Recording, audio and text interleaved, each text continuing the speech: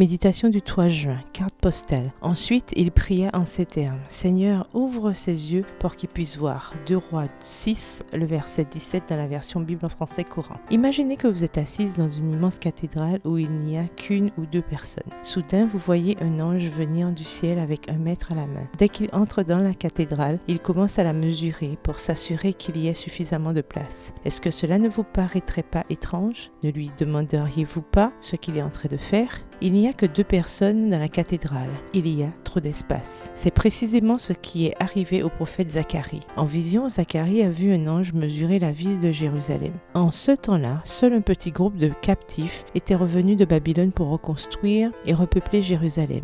Ils avaient suffisamment de place, ce qui manquait, c'était des personnes.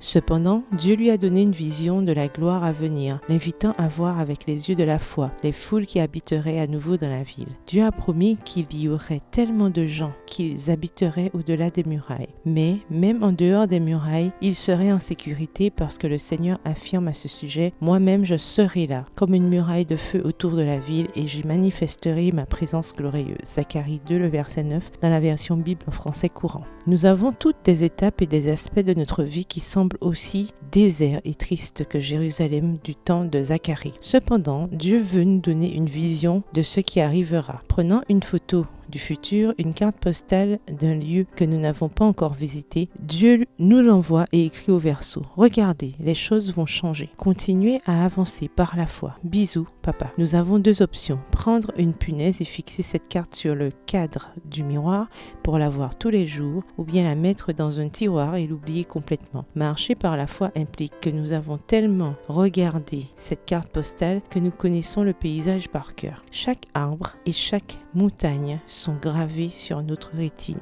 Avec les yeux de la foi, nous voyons une réalité plus vraie que la réalité. Comme quand le serviteur d'Élysée a pu voir que la montagne était pleine de chevaux et de chars de feu prêts à les défendre. Voir 2 Rois 6, versets 15 à 17. Quoi que vous affrontiez aujourd'hui un problème, un désespoir ou une lutte, regardez-le avec les yeux de la foi. Ne craignez pas. Ceux qui sont de votre côté sont beaucoup plus nombreux que ceux qui sont contre vous. Prière, Seigneur, au début de cette journée, aide-moi à voir les choses comme tu les vois et à avancer par la foi, confiante dans tes attentions et tes promesses. Amen. Bonne journée, que l'Éternel vous bénisse.